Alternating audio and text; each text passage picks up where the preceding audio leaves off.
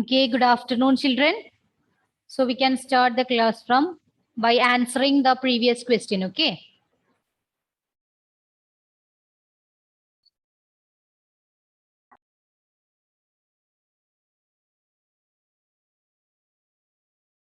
Just wait.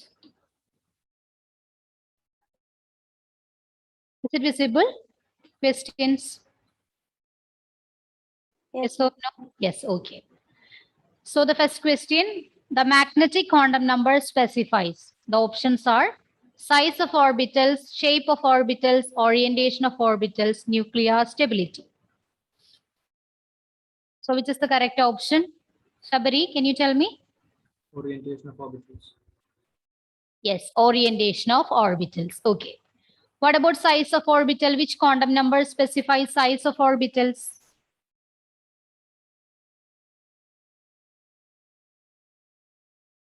Yes, size. Principal quantum number. Yeah, principal quantum number. Then shape of orbital, it is by azimuthal quantum number, right? So the orientation of orbitals, it is by magnetic quantum number. So the correct option is C, orientation of orbitals. Then the second question, electrons of the same orbitals can be distinguished by. Electrons of the same orbitals can be distinguished by. Rose, can you tell me the correct option from this principal quantum number, azimuthal quantum number, spin quantum number, magnetic quantum number? Rose? Quantum number.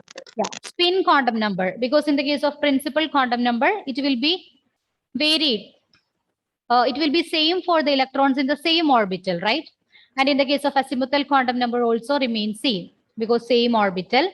Magnetic quantum number also same. But in the case of spin, you learn that no two electrons with same spin value in the same orbital. So here the correct option is C, spin quantum number. Okay. Then question number 3. Which of the following sets of quantum numbers represents the highest energy of an atom? Okay, highest energy of an atom. You have to go through all quantum numbers. N equal to 3. First one, N equal to 3, L equal to 0, M equal to 0, S equal to plus half.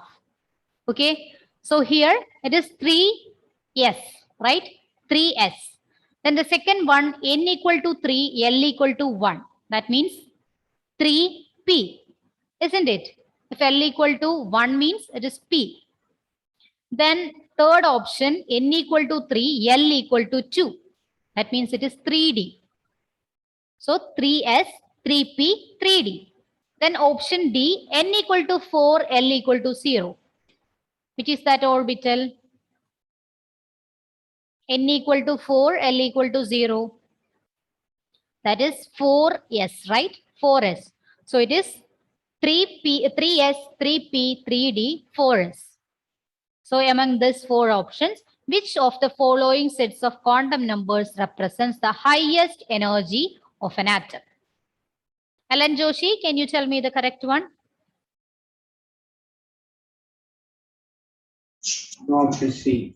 Very good. Option C. That is N equal to 3, L equal to 2, M equal to 1, S equal to plus half. That means it is 3D because always 3D has higher energy compared to 4S. So you have to remember that. Not only focused on the N value, you should read all the values. If you read only the N values, you will choose the option D, right? But it will be wrong because 3D has more energy compared to 4S. And the fourth question, the line spectrum of hydrogen obtained in the visible region of light corresponds to option A, Lyman series, option B, Balmer series, option C, Paschen series, option D, Brackett series. So Pooja, can you tell me the correct option from here? Balmer series. Yeah, line spectrum of hydrogen obtained the visible region, that's in Balmer series. Okay. Then fifth question, no two electrons in the same atoms can have identical set of 4 quantum numbers. Which law is this? Option A, Pauli's exclusion principle, B, Aufbau principle, C, Hund's rule, D, energy rule. Malavika Prabil, can you tell me? Ma'am, Pauli's exclusion principle. Yeah, very good. Pauli's exclusion principle. No two electrons in the same atoms can have identical set of 4 quantum numbers. Then the sixth question. The maximum number of electrons that can accommodate by d orbital. Option A 6, option B 2, option C 10, option D 14. Gaia Mary, can you tell me which is the correct option? 10. Yeah, option C 10. Right? In the case of 6, that is for p orbital, then 2 for s orbital, 10 for d orbital, 14 for f orbital. Okay. Then seventh question, p orbitals are dash in shape. Anashwara, can you tell me the answer? Dumbbell. Yeah, dumbbell in shape. Spherical shape, that for s orbital. Okay. Then eighth question, nickel has atomic number 28. Choose the correct electronic configuration for nickel. Renil, can you tell me the correct configuration from this? Here there are 28 electrons. Renil, Yes, ma'am. is the correct option? I guess three. Which one? Three. Third option. Third option. Then just count the total number of electrons. Here it is 1s2, 2s2, 2p4. The maximum number of electrons in the p orbital is 4. It's 6, right? So it's wrong. Choose another option. Correct one.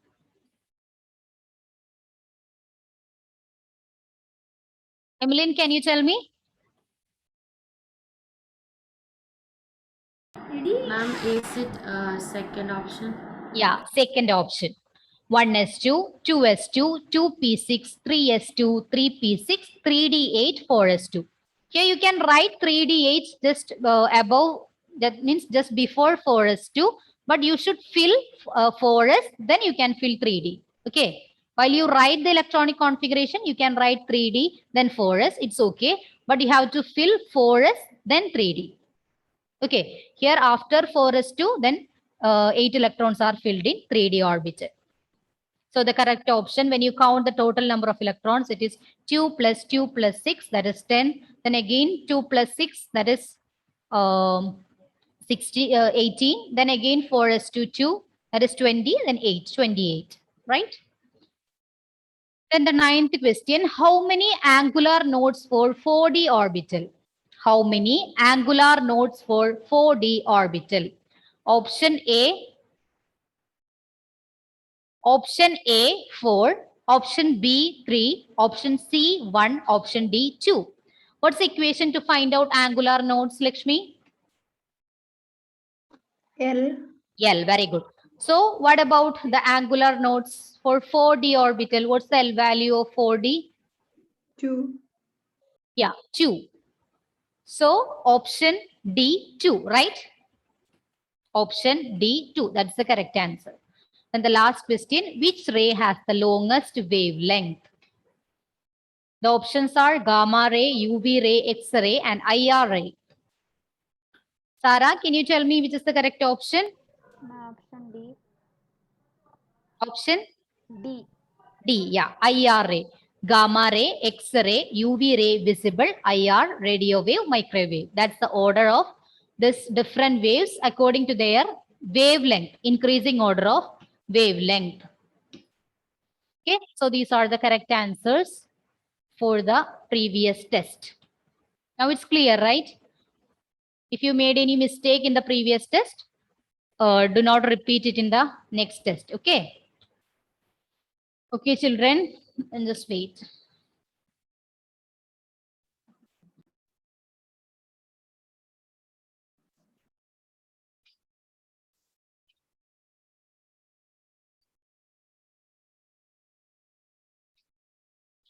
Okay, then again back to chapter 3.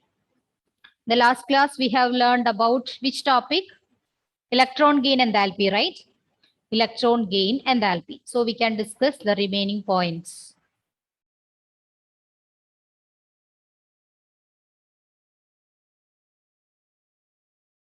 Yeah, Emmeline, I will explain again.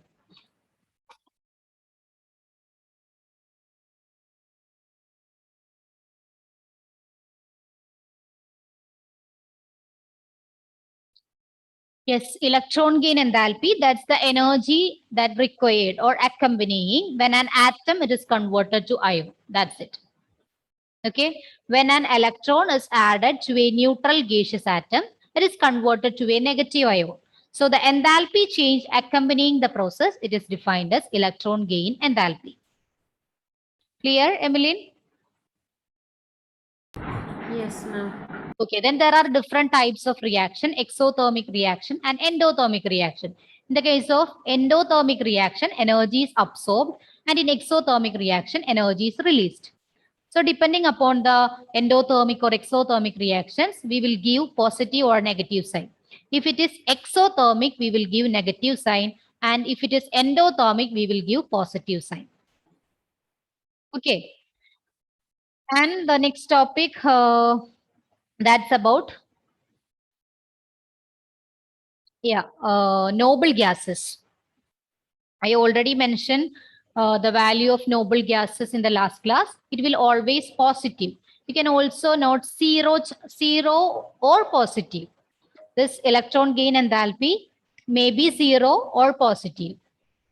What's the reason for that?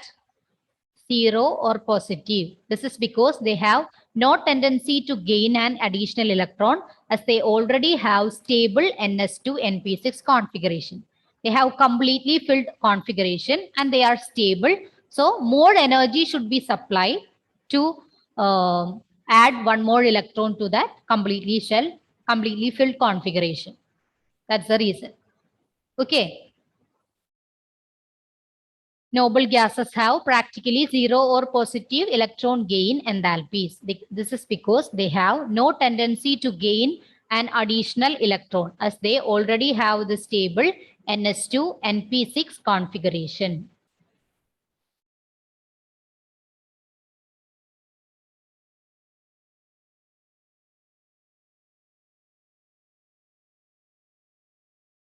So they are energy absorbing. That's why it is positive.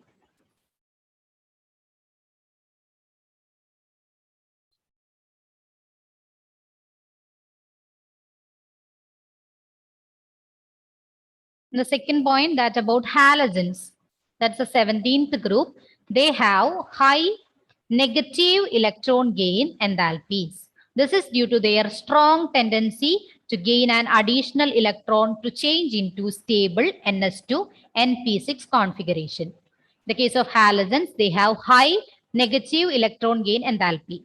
So when one electron is added to halogens, what happens? They will release energy. That's why their electron gain enthalpy becomes negative. This is due to their strong tendency to gain an electron. They have a strong tendency to gain an electron to change into stable ns2 np6 configuration. We can look certain examples for that.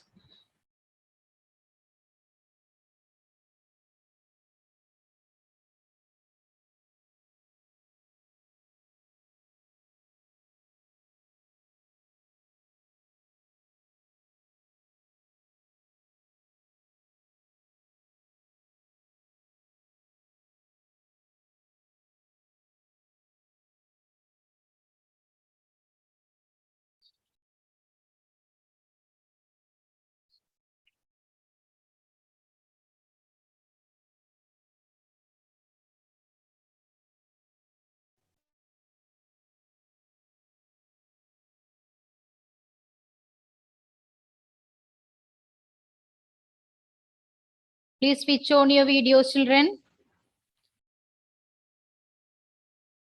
Vinayak, can you please read the points?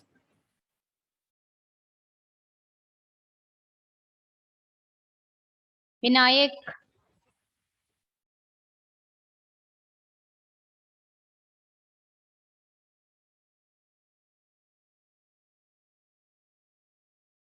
Ardra, can you please read?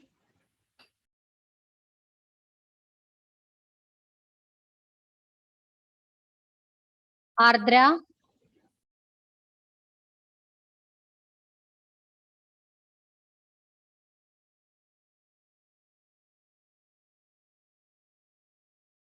Not there.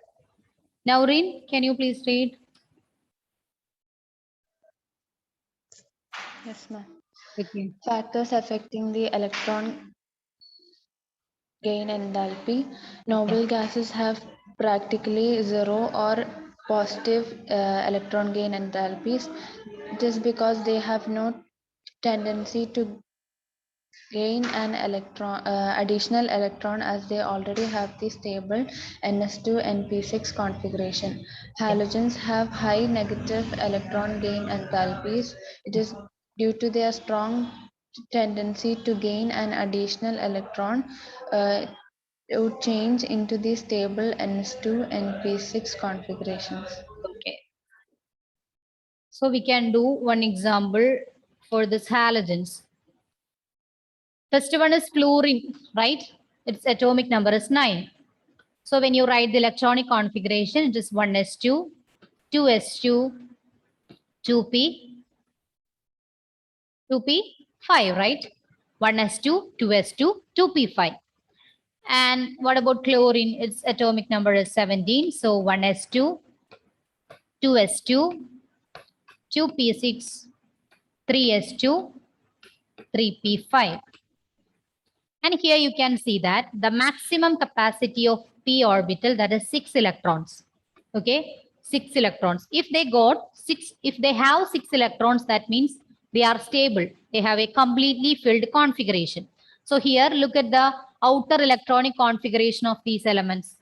This 2p5 or 3p5. That means if they receive or gain one more electron, they will attain stable configuration, similar to that of noble gases.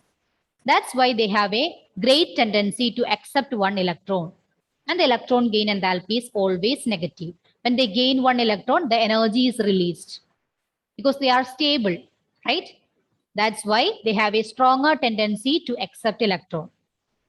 When one electron is obtained for the elements in halogens, it is similar to that of noble gas configuration or completely filled configuration. So it will be more stable. That's the reason. Okay, this is clear, children? Can you explain again? Yeah, sure. In the case of halogens, first member in the halogen, that is fluorine. Its atomic number is 9. Then when you write the electronic configuration, 1s2, 2s2, 2p5, right?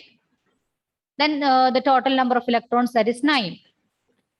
And the maximum capacity of p orbital, that is 6. So here already 5 electrons filled. One more electron is needed to attain stability or for attain completely filled configuration, similar to that of noble gases. Okay, so they have a high tendency to gain or accept electron. And when they gain or accept electron, energies are released. That's why electron gain enthalpy is always negative for this halogens. Clear, children? Yes, ma'am. Okay, same thing about chlorine also. So you can just copy this electronic configuration of fluorine and chlorine. They belong to the category of halogens. Halogens.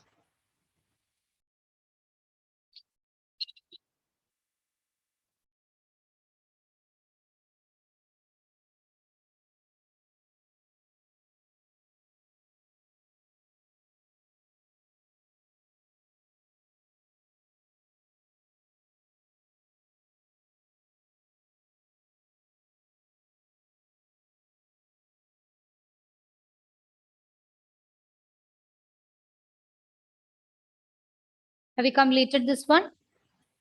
Electronic configuration? Yes, ma'am. All of you, right?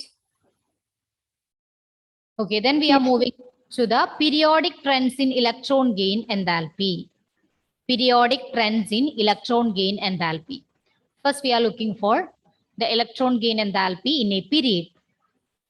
In a period, the electron gain enthalpy increases. Electron gain enthalpy increases. That is become more negative. Here we are considering more negative as more electron gain enthalpy. Okay, maximum tendency to accept electron, that is considered as more negative. So the electron gain enthalpy increases in a period because the halogens has maximum electron gain enthalpy. Maximum negative electron gain enthalpy. So this electron gain enthalpy increases in a period. that is become more negative as we move across a period from left to right. Electron gain enthalpy increases and that is become more negative as we move across a period, become more negative. And the reasons are effective nuclear charge increases with the increase in atomic number, added electron is closer to the nucleus. When the effective nuclear charge increases, what happens? The nucleus has more attraction towards the electrons in the outermost shell, right? So the electron should be closer to the nucleus. Atomic size will reduces. So the effective nuclear charge increases with increase in atomic number in a period. The added electrons closer to the nucleus.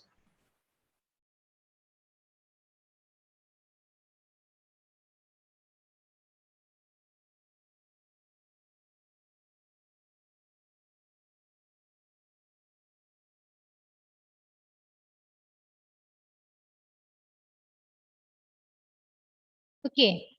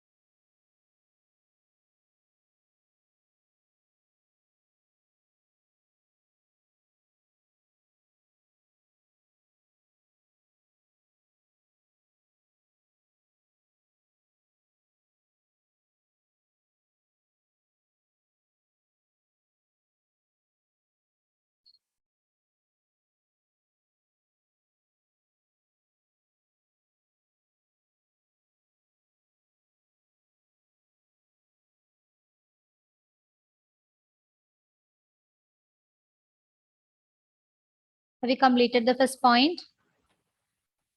Then second one, in a group, electron gain enthalpy decreases negatively because the atomic size increases and therefore the effective nuclear attraction decreases and thus electron affinity decreases.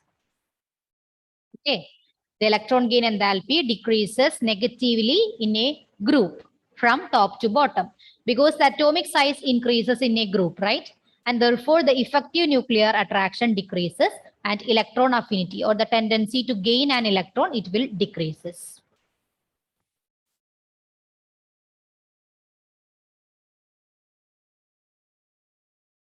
So these are the periodic trends followed by electron gain enthalpy in a period and in a group.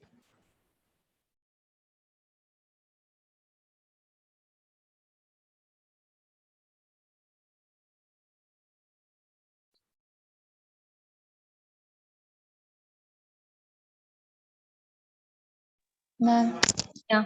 Navreet? electron affinity means? Tendency to attract electron, that's it. Same thing, electron gain and the electron gaining power or electron gaining capacity. Affinity towards electron.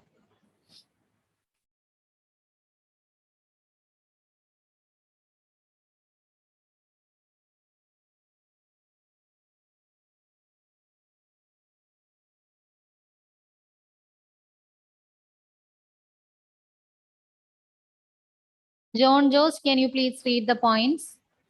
Yes, ma'am. Yeah. Periodic trends in electron gain enthalpy. In a period, the electron gain enthalpy increases, that is, become more negative as we move across a period. The effective nuclear charge increases with increase in atomic number, added electron closer to nucleus. In a group, the electron gain enthalpy decreases negatively because the atomic size increases and therefore the effective nuclear attraction decreases and thus electron affinity decreases. Okay. We completed, children.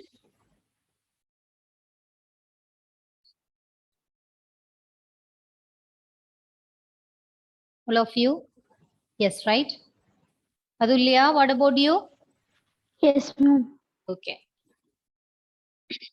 Then here also certain exceptions in electron gain enthalpy.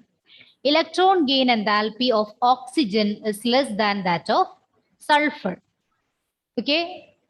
Electron gain enthalpy of oxygen is less than that of sulfur. When you look at the position of this oxygen and sulfur in the periodic table, oxygen that belongs to the second group, second period, and sulfur, it belongs to the third period. And we already learned that in a group, this electron gain enthalpy decreases, right? Electron gain enthalpy decreases. So according to this trend, sulfur should have the least electron gain enthalpy compared to oxygen. But here, electron gain enthalpy of oxygen is less than that of sulfur. Okay, this is an exception in the periodic trend of electron gain enthalpy. And the reason for this is because when an electron is added to oxygen or fluorine, okay, when an electron is added to oxygen or fluorine, the added electron goes to smaller n equal to 2 quantum level, right? When you write the electronic configuration of oxygen or fluorine, it belongs to the quantum number n equal to 2.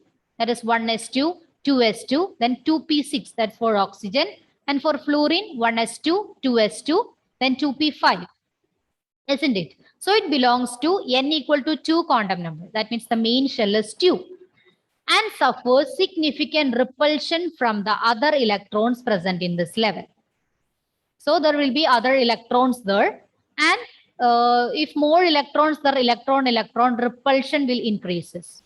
Due to this reason, the electron gain enthalpy of oxygen, it is less than that of sulfur. Electron gain enthalpy of oxygen, it is less than that of sulfur.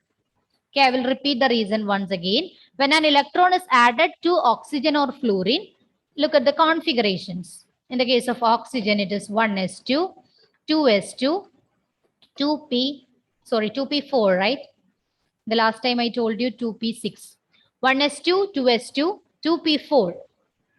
Okay, so the added electron goes to the same n equal to 2. That means the main shell is 2 itself, quantum level, and suffers significant repulsion from the other electrons present in this level. That means already 6 electrons in 2 shell. Shell number 2, there are 6 electrons already. Then if one more electron is added to there, the repulsion happens there. Clear? Electron repulsion take place. That's why the electron gain enthalpy of oxygen, it is less than that of sulfur. Okay, clear? This is clear, children? Then the second exception, that's in the case of electron gain enthalpy of fluorine, it is less than that of chlorine. Look at the positions of fluorine and chlorine in the periodic table. Here also same thing. Fluorine, that belongs to second period. Then chlorine, it belongs to third period. Okay. So here also electron gain enthalpy of fluorine, it is less than that of chlorine. According to the periodic trend, always the electron gain enthalpy decreases in a group. But here, fluorine is less than that of chlorine. Chlorine is in the first row. Then in the second row, chlorine. Automatically, it will decreases. But here, it's in the reverse order. For the n equal to 3 quantum level, for sulfur or chlorine, the added electron occupies a larger region of space and the electron repulsion is much less. Here also the same reason. Here the quantum level is n equal to 3. That's for sulfur or chlorine. And the added electron occupies a larger region of space. Okay, when an electron is added to this sulfur or chlorine, what happens? It occupies a larger region of space and this electron repulsion will be less. Okay, electron repulsion will be less in the case of sulfur or chlorine. That's why electron gain enthalpy of fluorine is less than that of chlorine. This is clear, children? Yes, ma'am. Okay, so these are the two exceptions that comes in the periodic trends of electron gain enthalpy. First one, oxygen and sulfur. Next one, fluorine and chlorine. Now we can copy the points.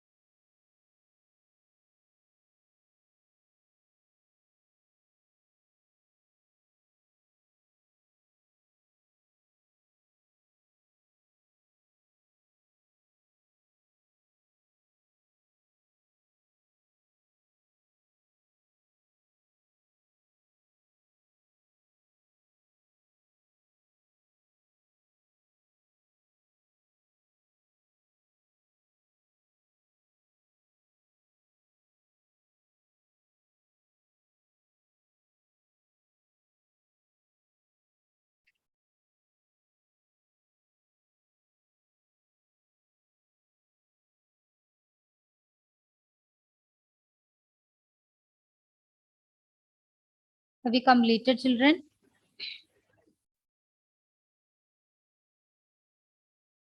Nimida, can you please read? Explain why electron gain enthalpy of oxygen is less than that of the Sulfur. S for sulfur. Yeah. This is because that when an electron is added to oxygen or fluorine, the added electron goes to smaller n is equal to n2 quantum level and suffers significant repulsion from the other electrons present in this level. The electron explain why electron gain enthalpy of fluorine is less than that of chlorine. For n is equal to 3 quantum level of sulfur fluorine. Chloride, the added electron occupies a larger region of space and the electron repulsion is much less. Yeah. Electron repulsion is much less. Okay. Have we completed? So you have to remember one point here. If there is greater electron repulsion, electron gain enthalpy will be lesser. Okay. If there is lesser electron repulsion, lesser means greater electron repulsion, electron gain enthalpy is lesser. Okay, clear? So in the case of oxygen, here the electron repulsion is greater. That's why electron gain enthalpy of oxygen is less than that of sulfur. In the second case, the electron repulsion is less in the case of sulfur or chlorine. That's why this fluorine is less than that of chlorine. That means chlorine has higher electron gain enthalpy. When you write this point, it will be more clear. If there is high electron repulsion, electron gain enthalpy is lesser. Okay. Clear, children? Yes, ma'am. Okay. Okay, then the next property, that is electronegativity. Next property, next physical property, that is electronegativity. Here, it is the tendency of an element in a molecule to attract the shared pair of electrons. In electron gain enthalpy, they have a tendency to accept a pair of electrons or accept electrons, right? Here, in electronegativity, they have a tendency to attract the shared pair of electrons towards itself is known as electronegativity. You know that when two elements involved in chemical reactions, they will share electrons, right? They will share electrons. And they have certain elements have a tendency to attract all the shared electrons towards itself. It is known as electronegativity. Clear? So when you look at this example, consider these two as atoms A and B, and they shared each electrons, right? They shared each electrons. And if they shows a tendency to accept or to attract the shared pair of electrons to itself, it is known as electronegativity. And the most electronegative ion, it can be represented like this, delta minus. That is partial negative charge. This can be named as partial negative charge. And the other one is delta plus. That is partial positive charge. Partial positive charge. Tendency of an element in a molecule to attract the shared pair of electrons towards itself. It is known as electronegativity. The tendency of an element in a molecule to attract the shared pair of electrons towards itself, it is known as electronegativity.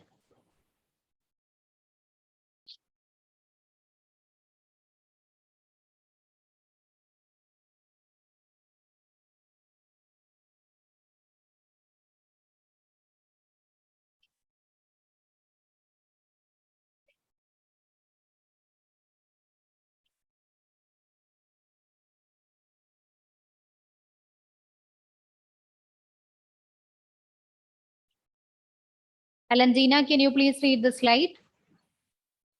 Yes, ma'am. Okay. Electronegativity, the tendency of an element in a molecule to attract the shared pair of electrons towards itself, is known as electronegativity. Okay. Shall I move to next slide, children? Have you completed this one? Yes. Okay. Okay, this is just a representation of this accepting that shared pair of electrons.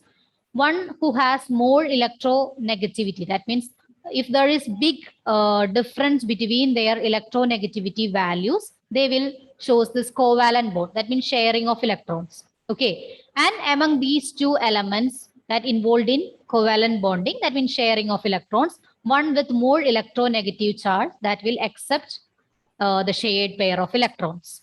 Okay, in the case of ionic bonding, one electron is donated and the other one is accepted, right? There is no sharing of electrons. So this electronegativity, it can be applied for only covalent bonding. That's it.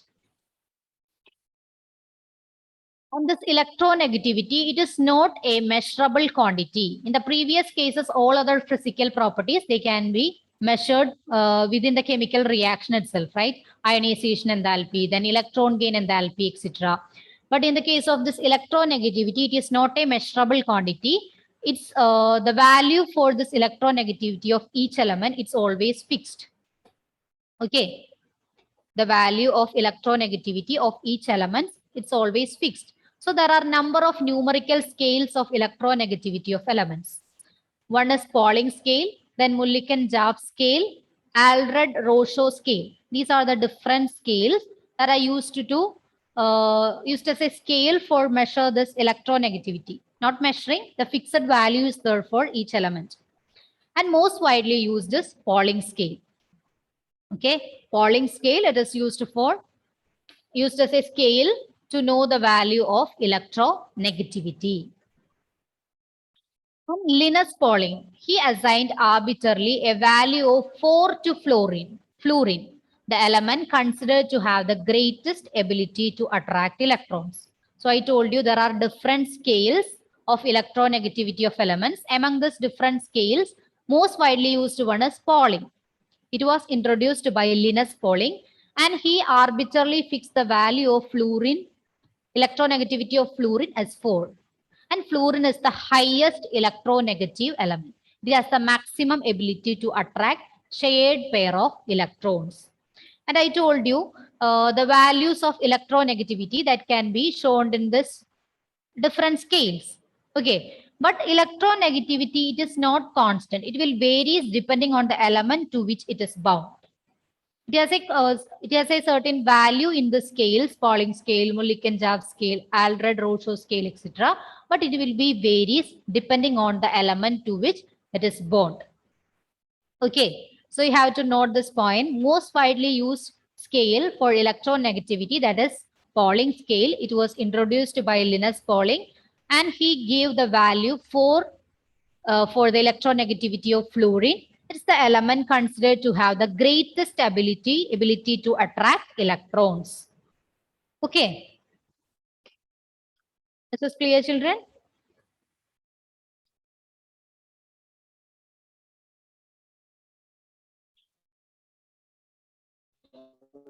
Can you repeat from the fourth point? Fourth one.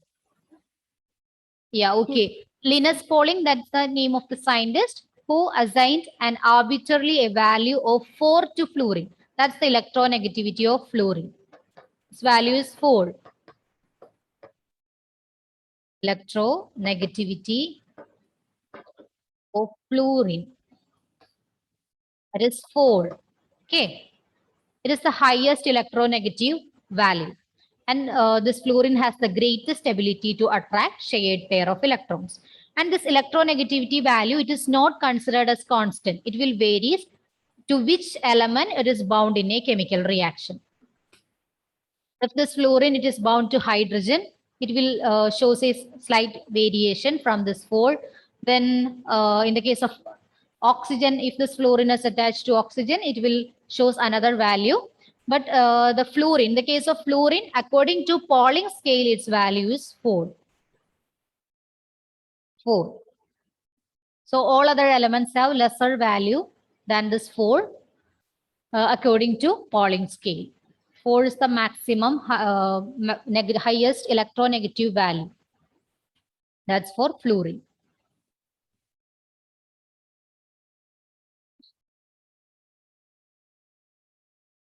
Is this clear? Yes, ma'am. Okay.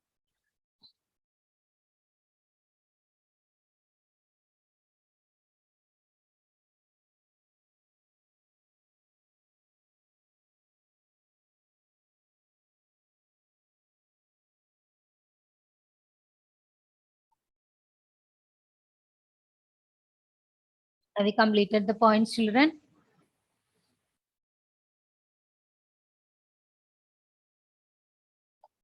No. Okay, then you can complete it.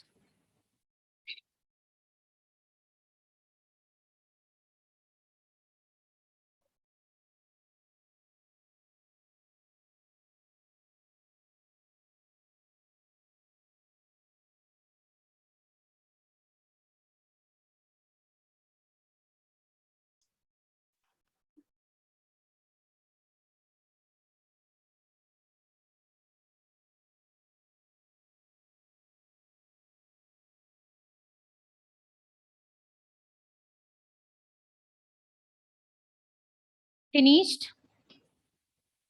Julia? Yes, ma'am. Okay. Okay, then we can discuss the remaining things in the next class. Okay, children? Okay, then thank you all. See you in the next class. Bye. Thank you, ma'am. Thank you.